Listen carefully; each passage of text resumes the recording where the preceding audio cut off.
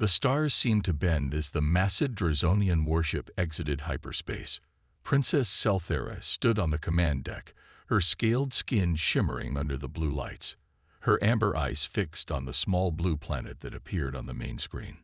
"Is that it? That is Earth?" she asked, her voice tinged with disappointment. Commander Vex bowed his head.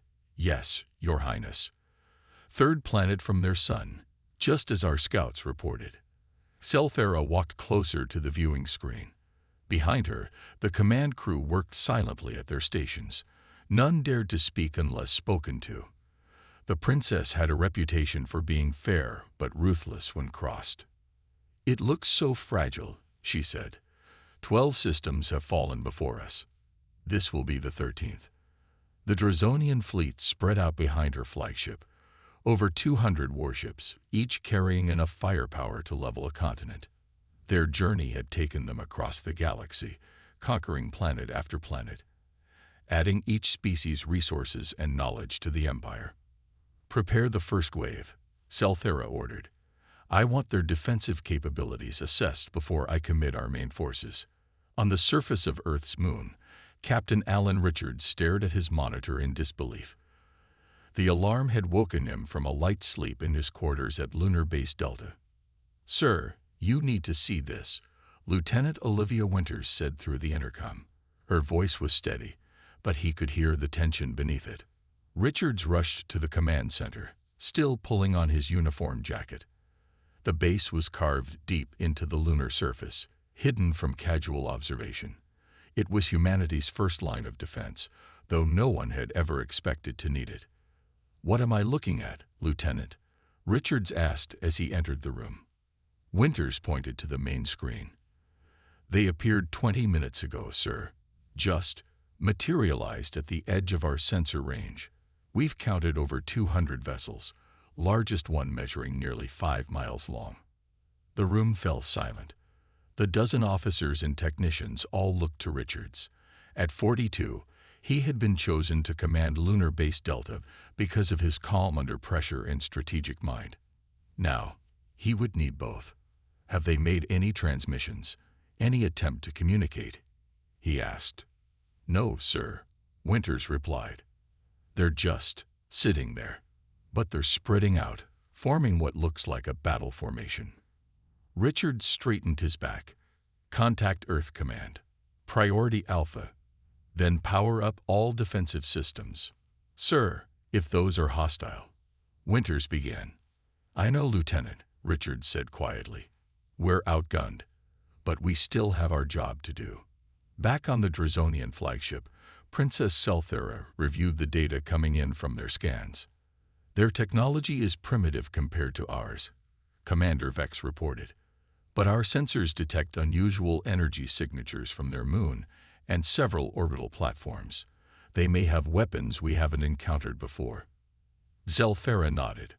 The reports said they were resourceful, primitive, but clever. She had studied the intelligence gathered on humans. A young species, barely spacefaring, but they had advanced quickly. The Empire needed Earth's resources, particularly the heavy metals in its crust and the abundant water. The humans were just an obstacle to be removed. "We have detected their communications, Your Highness," another officer reported. "They know we are here." "Good," Selthera said. "Let them prepare. It will make no difference." On Earth, emergency alarms sounded across every continent. Panicked citizens looked to the sky as governments scrambled to respond to an enemy no one had prepared for. General Frank Harris of Earth Defense Command stared at the satellite imagery in the Pentagon's war room. "Get me Lunar Base Delta," he ordered. "I need to speak with Captain Richards." As night fell across America, millions watched their screens in horror as news reported the approaching alien fleet. In homes across the world, families held each other close, not knowing what tomorrow would bring. Princess Selthera gave the order, "Begin the invasion." Little did she know that humans would not surrender easily, and the wrath they would unleash when cornered would shake even her warrior's heart. The first wave of Drazonian fighters entered Earth's atmosphere like falling stars. They targeted military bases across the globe, striking with precision and devastating force. Princess Selthera watched the tactical display as red dots representing human defenses winked out one by one. Their resistance is stronger than expected, Commander Vex noted with surprise. They've already shot down 7 of our attack ships. Zelthera's expression remained calm, but her tail twitched with irritation. A lucky shot or 2 doesn't make them a threat, Commander. On the moon, Captain Richards coordinated with Earth's remaining military forces. Lunar Base Delta had remained undetected so far, giving them a crucial advantage. Lieutenant Winters, are the gravitational disruptors ready? Richards asked, his voice tense but controlled. Winters nodded, her fingers flying across the control panel. Yes, sir. All 4 are charged and targeted, but they're experimental. We've never used them in actual combat. Well, today's the day, Richards replied. We won't get another chance. The gravitational disruptors were a closely guarded secret, weapons developed using technology reverse-engineered from a crashed alien scout ship found decades ago. They created localized gravity wells that could tear apart even the strongest hulls. Richards took a deep breath. Fire. From hidden silos on the lunar surface, 4 missiles launched silently into space, heading toward the main Drazonian fleet. They carried no explosives. They didn't need to. Princess Selthera was reviewing invasion plans when the bridge rocked violently. She was thrown against a control panel, barely catching herself before falling. What was that? She demanded. Unknown weapon. An officer shouted. 3 of our destroyer-class ships are breaking apart. The tactical display showed chaos. Where 3 powerful Drazonian warships had been, there was now only debris spinning in multiple directions. A 4th missile hit another ship, and they watched in horror as it collapsed in on itself like paper crushed in a fist. Impossible, Selthera whispered. How do they have gravity weapons? The humans had just revealed technology that the Drazonians had thought was centuries beyond their capability. For the first time in her military career, Princess Selthera felt a flicker of doubt. On Earth, General Frank Harris watched satellite feeds of the destroyed alien ships with grim satisfaction. Richards came through. He told his staff, "Now let's show these invaders what Earth can do." Around the world, hidden defense systems activated. Laser platforms previously disguised as weather satellites targeted the smaller alien craft. Specialized electromagnetic pulse weapons disrupted the Drazonian targeting systems. Lieutenant Winters monitored the battle from Lunar Base Delta. Sir, Earth forces are engaging. The aliens are taking casualties, but they still outnumber us. Richards nodded. We knew the gravity weapons wouldn't win this alone, but maybe they'll make the princess think twice. Back on her command ship, Selthera made a decision. Pull back the first wave. Regroup at these coordinates. She pointed to a position farther from Earth. Your Highness, Commander Vex protested. A retreat. The Supreme Emperor will. This is not a retreat, Selthera cut him off.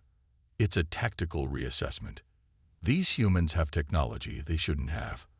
I want to know why and how before we continue. Her officers obeyed, sending the recall signal to their forces. The princess moved to the privacy of her command chamber, her mind racing. The intelligence reports had clearly underestimated these humans. They were supposed to be easy prey, not a species with weapons that could destroy Drazonian warships with a single hit. Selthera came to a decision. Prepare my personal shuttle and elite guard, she ordered when she returned to the bridge. I will lead the next assault myself. I want prisoners, scientists, military leaders. I need to understand what we're facing. Commander Vex looked alarmed. Your Highness, that's extremely dangerous. The princess's eyes narrowed. Are you suggesting I'm afraid, Commander? No, Your Highness, Vex replied quickly. Good. Selthera turned back to the view screen showing the blue planet. Because I'm not afraid of humans, not yet. But as she watched Earth's forces regroup for another round of fighting, She couldn't ignore the uncomfortable feeling growing inside her. These humans fought with unexpected skill and determination, and for the first time in the long history of Drazonian conquest, the outcome no longer seemed certain. Princess Selthera's personal shuttle cut through Earth's atmosphere, trailing fire against the dawn sky. 6 escort fighters surrounded her, their sleek forms like predatory fish in an ocean of clouds. The princess stood at the viewport, fully armored in the ceremonial battle suit of the Drazonian royal family. The metal scales gleamed purple and gold, a stark contrast to the practical gray worn by her elite guards. "We will land in the human settlement they call Chicago," she announced. "Our bombers have already weakened their defenses there. I want their leaders captured alive." The city below was partially in ruins. Smoke rose from shattered buildings, and fires burned unchecked in several districts. But the Drazonians had specifically avoided complete destruction. Selthera needed the infrastructure intact for the occupation force that would follow. What the princess didn't know was that John Martinez watched her shuttle's descent through a pair of battered binoculars. The former construction worker had gathered 30 survivors in the basement of a mostly intact hospital. When the aliens first attacked, he had organized an evacuation of his neighborhood, saving hundreds of lives. "They're landing in Grant Park," he told the others. "Looks like a fancy ship with some fighters guarding it." Beside him, a police officer named Diane Wells checked her rifle. "How many do you think?" "Maybe 20 aliens total," Martins answered. "But they're wearing serious armor. Our regular bullets might not do much." Wells nodded grimly. "Good thing we raided that National Guard armory. The anti-tank weapons might work better." Neither of them had military training, but necessity had turned them into soldiers. Martinez had worked out a simple plan. Let the aliens land, wait until they spread out searching for humans, then hit them from multiple directions. Princess Selthera stepped onto Earth's soil with her guards in tight formation around her. The air smelled of smoke and unfamiliar plants. A light rain began to fall, droplets pattering against her armor. "Spread out in teams of 2, she ordered. "Search these buildings. Find me someone in authority." As her soldiers moved out, Selthera felt strangely exposed. This wasn't like other conquests. Usually, by this point, the local species would be sending representatives to surrender. These humans were different. They scattered and hid, then struck back when least expected. The first explosion caught 2 of her guards as they entered an office building. The rocket hit with enough force to throw one soldier through a wall and knock the other unconscious. "Ambush," Selthera shouted, drawing her energy blade. The weapon hummed to life, a curved arc of blue plasma extending from the hilt. Martins led his people in a coordinated attack. They fired from windows, doorways, and behind overturned vehicles. Most bullets bounced off the alien armor, but the heavier weapons found weak points at joint seams. 3 more Drazonians fell before they could properly return fire. The princess herself moved with surprising speed, her blade deflecting incoming fire as she charged toward a position where Wells was shooting. Wells tried to reload her weapon, but Selthera was too fast. The princess crashed through the barricade, blade raised for a killing blow, then hesitated when she saw her opponent was female. That moment of hesitation saved Wells' life as Martinez tackled Selthera from the side. They tumbled together, the princess losing her grip on her energy blade. Martinez had the element of surprise, but Selthera had centuries of combat training. She twisted beneath him, throwing him off with a powerful kick. Both combatants got to their feet, facing each other in the rain-soaked street. "You fight well, human," Selthera said, her translator converting her words to English. Martinez didn't respond. He charged forward, swinging a piece of metal pipe. The princess blocked his first strike, but wasn't prepared for his follow-up punch. It connected with her jaw, snapping her head back. No one had struck the princess in centuries. Her surprise quickly turned to anger. She caught Martinez's next swing, wrenched the pipe from his hands, and knocked him unconscious with a blow to the head. As she stood over the fallen human, breathing heavily, her communicator crackled. Your Highness, we've detected a massive energy buildup at the human military facility to the west, her ship's commander reported. They appear to be preparing another gravity weapon. Zelthera looked down at Martinez. Instead of killing him, she made a different decision. Bring this human aboard my shuttle, she ordered the remaining guards. He is my prisoner now, and prepare for immediate takeoff. As her shuttle rose from the ruined city minutes later, with Martinez secured in the holding cell, Princess Zelthera watched the human settlement shrink below her. These humans were stronger, more resourceful, and more determined than any species the Drazonians had ever faced. John Martinez woke to find himself in a small cell with smooth metal walls that glowed with faint blue light. His head throbbed where the princess had struck him. He touched the spot gingerly, finding dried blood but no open wound. They at least patched me up, he muttered to himself. That's something. A section of the wall suddenly became transparent, revealing Princess Zelthera standing on the other side. Without her helmet, Martinez could see her face clearly for the first time. Her skin was pale blue with small scales that shimmered when she moved. Her eyes were large and amber-colored, with vertical pupils like a cat's. You are awake, she said. Good. I have questions for you. Martinez stood up straight, trying to look stronger than he felt. I'm not telling you anything about Earth's defenses. The princess made a sound that might have been a laugh. Your military secrets do not interest me. I want to know about humans, about you. Back on Earth, in what remained of the Pentagon, General Frank Harris met with Lieutenant Olivia Winters, who had been evacuated from Lunar Base Delta, and Dr. Kevin Patel, Earth's leading expert on alien technology. The gravity weapons bought us time, Harris said, but not much. Their fleet is regrouping. We need something else. Dr. Patel gestured to his computer screen. I've been analyzing the data from our attacks. Look at this. When our EMP weapons hit their smaller ships, their shields flickered in a specific pattern before failing. Winters leaned closer. It's like a cascade effect. The shield failure spreads from one section to another. Exactly, Patel said excitedly. I think their shield technology uses some kind of network. Disrupt one node, and the whole system becomes vulnerable. Harris looked between them. Can we exploit this? Maybe, Winters replied. If we could create a virus that mimics that disruption pattern and transmit it to their command ship. Aboard the Drazonian flagship, Martinez sat across from Princess Zelthera in what appeared to be her private quarters. A force field separated them, but servants had brought food for both.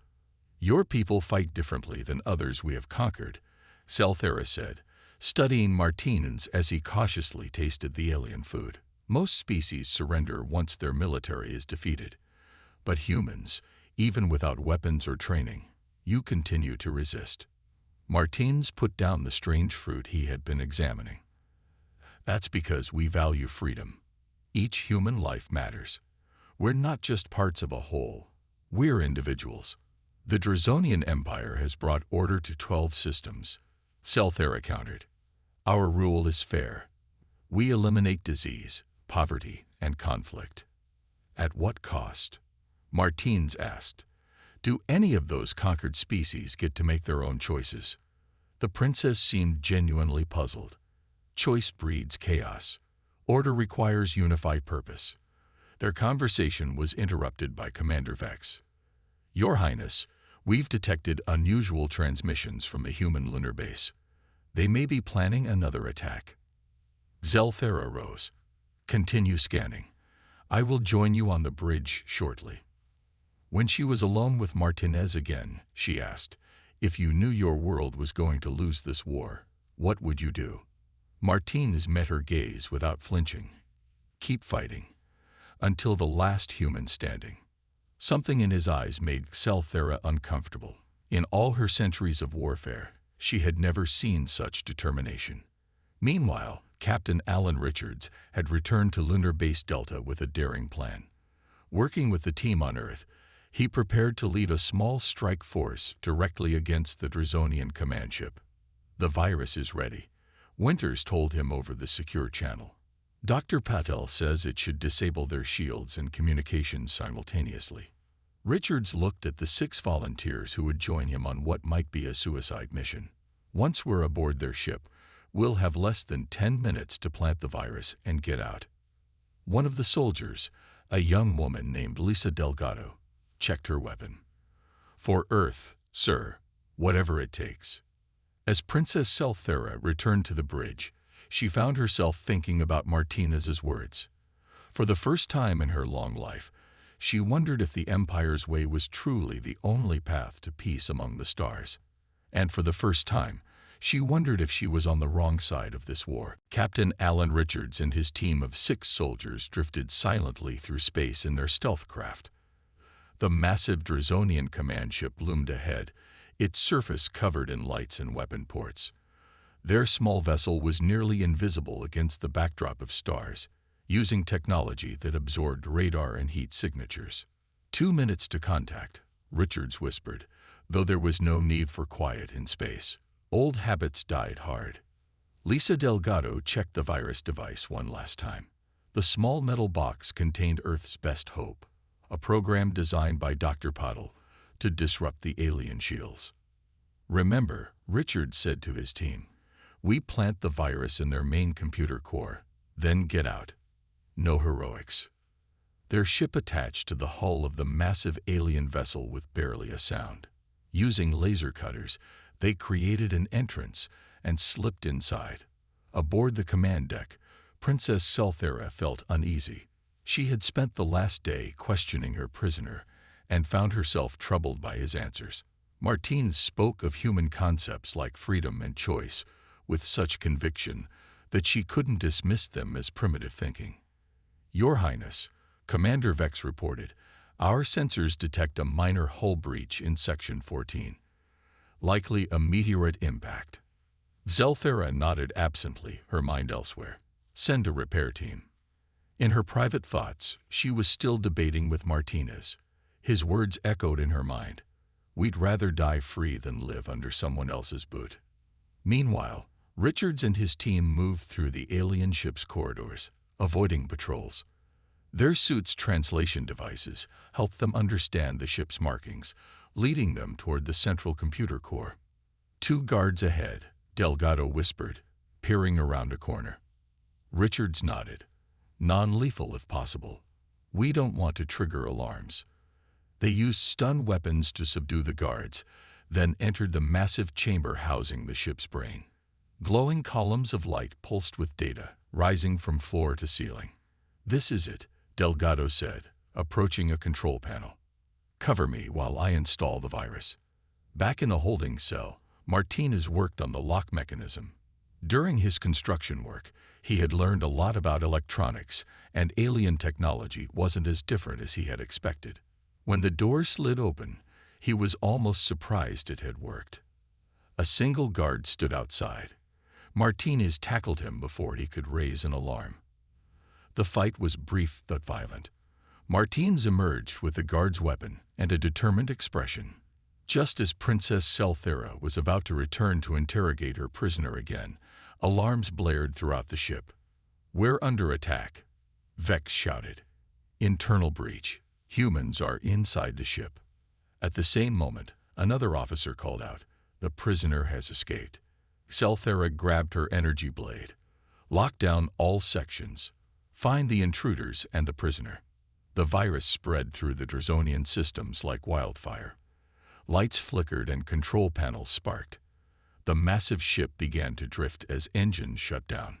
Richards and his team ran for their escape vessel, pursued by alien guards. 30 seconds until full system failure, Delgado shouted as they ran. Martinez moved through the corridors, following emergency signs toward what he hoped was an escape pod bay. Turning a corner, he crashed directly into Princess Selthera. Both stood frozen in surprise. The princess raised her blade, but hesitated again. You should kill me, Martinez said plainly. I would kill you if I thought it would save Earth. Then why don't you try? She asked, genuinely curious. Before he could answer, a massive explosion rocked the ship. Both were thrown against a wall as the deck tilted sharply. The engines are failing, Selthera realized. This ship will be destroyed. Around them, Drazonian crew members ran in panic. Martins made a decision that surprised even himself. He grabbed the princess's arm. "I know the way to the escape pods," he said. "Come with me." "Why would you save me?" she asked as they ran together. Martins didn't really have an answer. Maybe because killing isn't what makes us human. Saving lives is. As they reached the escape pod bay, they saw Richards and his team fighting a group of Drazonian guards, both sides trying to reach the limited number of escape vessels. The escape pod bay erupted in chaos as humans and Drazonians fought for their lives. Captain Richards saw Martinez enter with Princess Selthera and raised his weapon. "Wait," Martins shouted, stepping in front of the princess. "Don't shoot." Richards looked confused but held his fire. "Martinez, what are you doing?" "The ship is going to explode," Martins explained quickly. "We all need to get out of here." A loud explosion from deeper in the ship emphasized his point. The deck trembled beneath their feet. "He's right," Richards said after a moment. "Everyone into the escape pods. Now." The Drazonian guards looked to their princess for orders. Selthera nodded. "Do as he says." They divided into the available escape pods, enemies sitting shoulder to shoulder in a temporary truce born of survival. Martinez and Selthera entered the last pod along with Richards.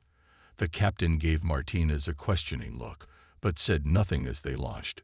Through the small viewport, they watched the massive command ship break apart. The virus had done more damage than anyone expected, causing a chain reaction in the ship's power core.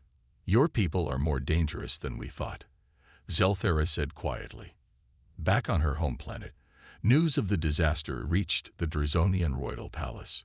Prince Zorkath, the Selthera's younger brother, stood before the Supreme Emperor with barely concealed excitement. "My sister has failed, Your Eminence," he said. "Her flagship is destroyed, and our first wave defeated." The ancient emperor's face remained impassive. And Princess Selthera, her escape pod was seen heading toward Earth. "She may be alive, but likely captured," Zorkath replied. "With your permission, I will take command of our forces and avenge this insult to our empire." The emperor considered for a moment. "Proceed. But remember, we need Earth's resources intact." Zorkath bowed, hiding the gleam of ambition in his eyes. "Of course, Your Eminence, I will not fail where my sister did." After the escape pods landed in a field outside what remained of Denver, Martinez found himself in a strange position, defending an alien princess from angry human soldiers. "She's a prisoner of war," he insisted to General Harris. "And she might be our best source of information about their technology and plans." Harris didn't look convinced, but agreed to keep Selthera alive for now. "She'll be taken to a secure facility for questioning." As the princess was led away, she turned to Martinez. "You saved my life." "Why?" Martinez thought about it. "Because that's what makes us different from conquerors. We can choose mercy, even when it's not the easy choice." Something like respect flickered in her alien eyes before she was taken away. 2 days later, Earth received a transmission from the Drazonian fleet. A new commander appeared on screens worldwide, younger than Selthera, with the same royal markings but colder eyes. "People of Earth," Prince Zorkath announced. "I am Prince Zorkath of the Drazonian Empire. Your resistance has cost us dearly, including my sister. For this, you will pay. You have 1 Earth day to surrender and release Princess Selthera, or I will demonstrate weapons that will make our previous attacks seem merciful." In the Pentagon War Room, Earth's leaders gathered to discuss their options. "Can we believe him?" Harris asked. "Does he really have worse weapons?" Dr. Patel nodded grimly. "According to the data we've gathered, the Drazonians possess technology that could trigger our sun to go nova." A heavy silence fell over the room. Captain Richards spoke first. "Then we need to strike first. Hit them before they can use this weapon." "With what?" Harris asked. Our gravity weapons are depleted, and the virus won't work a second time. Martinez, who had been invited to the meeting because of his connection to the princess, stood up. I think we should talk to Excelthera. She knows her brother, his strategies, the fleet's weaknesses. You expect her to betray her own people? Harris scoffed. Martinez remembered the look in the princess's eyes when he explained why he saved her. I think she's beginning to question whether this war is right. And if anyone can convince her to help us, I can. Princess Celthera sat in her cell, a specially designed chamber that neutralized her natural Drazonian strength. She looked up as the door opened and Martinez entered, followed by Captain Richards and General Harris. Your brother has taken command of the fleet, Martinez said without preamble.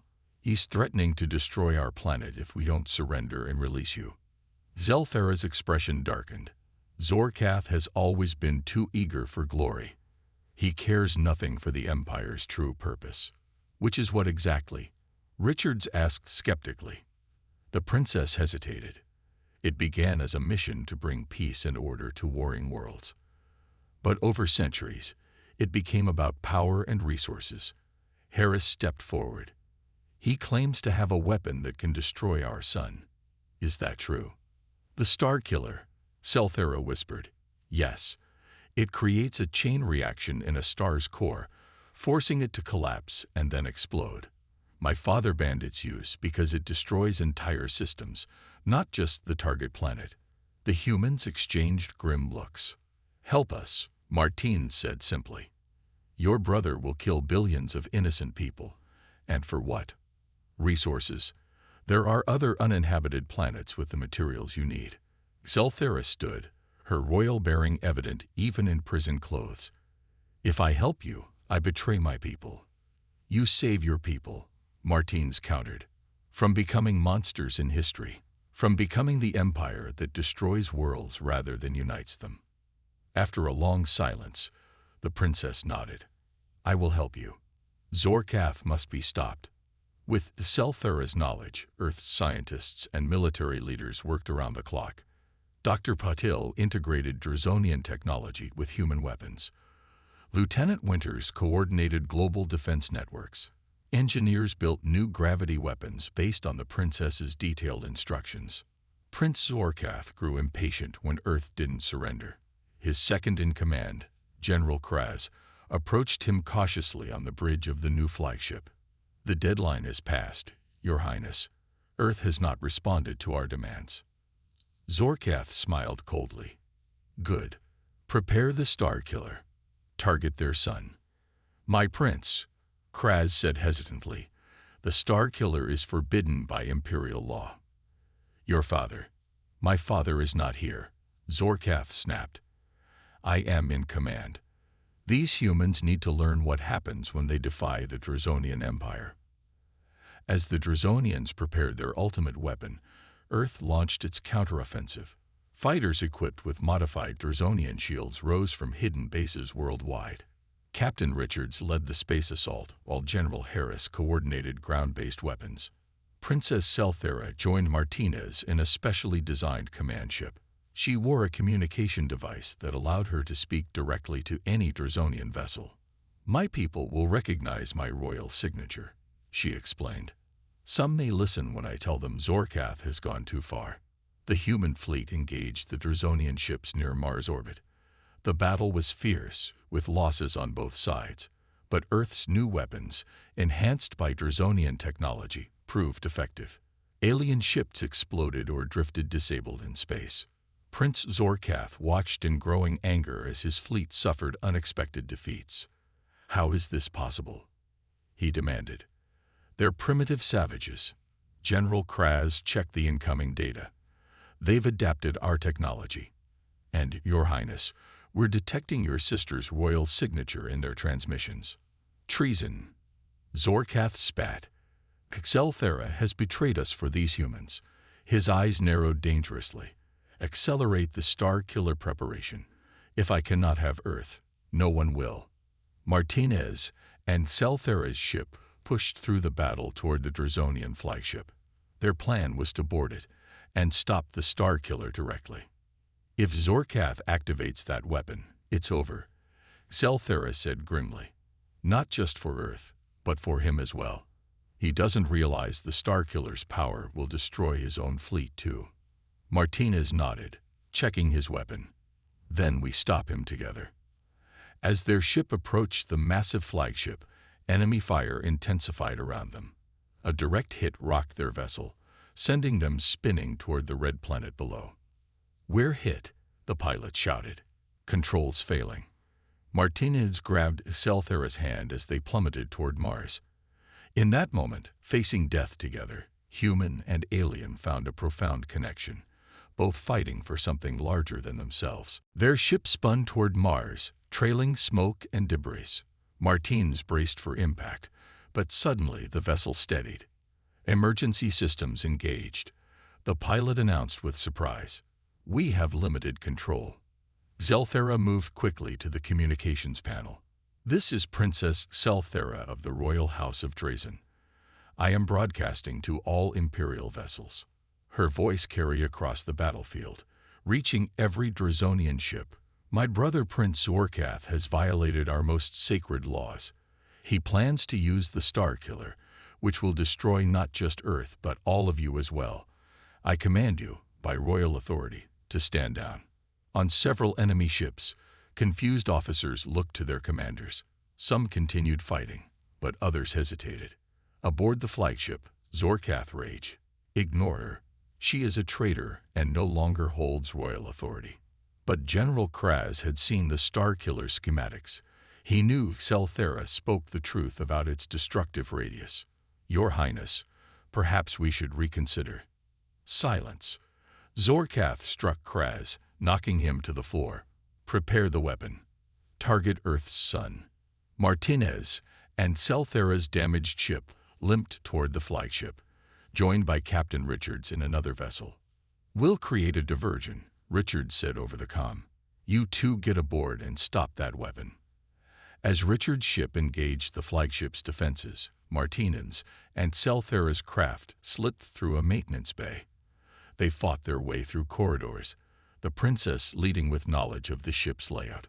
"The weapon control center will be near the bridge," she said as they ran. They encountered resistance, but many Drazonians hesitated when they saw their princess. Some even joined them after she explained Zorkath's plan.